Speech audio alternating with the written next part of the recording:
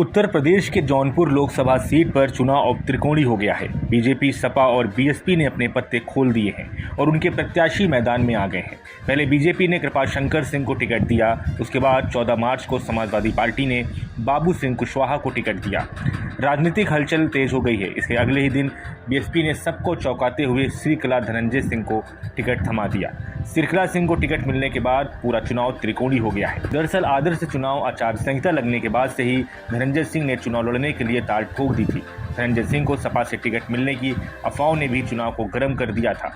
हाल ही के दिनों में सपा प्रमुख अखिलेश यादव के साथ एक समारोह में खींची गई उनकी फोटो भी वायरल होने लगी थी। हालांकि धनंजय सिंह को एक मामले में 7 साल की सजा हो गई, जिसके बाद उनका चुनाव लड़ना मुश्किल हो गया। लोगों को लगा कि अगर धनंजय सिंह नहीं तो फिर उनके परिवार में कौन चुनाव लड़ेगा। सबसे पहले बात उनके पिता एवं पूर्व विधायक राजदेव सिंह की सामने आई।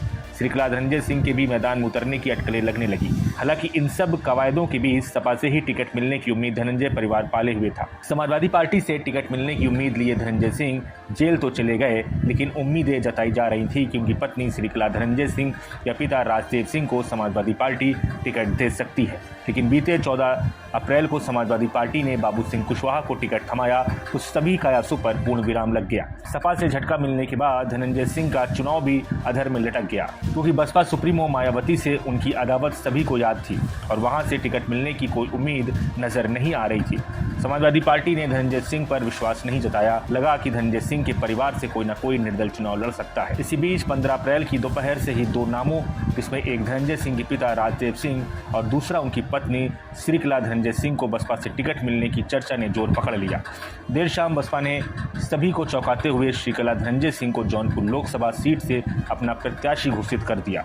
श्रीकला धनंजय सिंह को टिकट मिलने के बाद जौनपुर में जश्न का माहौल देखने को मिला। एक तरफ धनंजय समर्थक खुशियां मना रहे हैं तो दूसरी तरफ बीएसपी कार्यकर्ता भी इसमें पीछे नहीं थे। बसपा को एक उम्मीद जगी कि इस चुनाव में जौनपुर की सीट उनके खाते में गिर सकती है, तो वहीं धनंजय समर्थक श्रीकला को सांसद के रूप में देखने को बेताब नजर आए। जौनपुर के बाहुबली कहे जाने वाले धनंजय सिंह की पत्नी को बीएसपी ने मैदान में उतार दिया है। जी आपको बता दें, शशिकला को जौनपुर से बीएसपी ने अपना प्रत्याशी बनाया है, जिसके बाद जौनपुर के सारे समीकरण कहीं ना कहीं बदलते नजर आ रहे हैं। शशिकला जिस तरह से मैदान में उतरी है, बड़ा दिलचस्प मुकाबला देखने को मिलेगा जौनपुर में, क्योंकि बीजेपी से सिर्फ कृपाशंकर और अगर बात की जाए समाजवादी पार्टी से तो बाबू सिंह कुशवाहा मैदान में।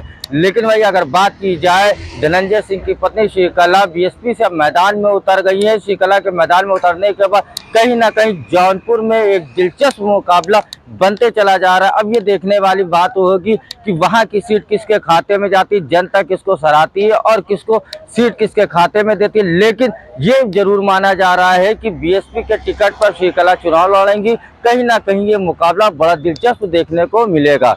लखनऊ से एशियन न्यूज़ के लिए राशिद आरिफ।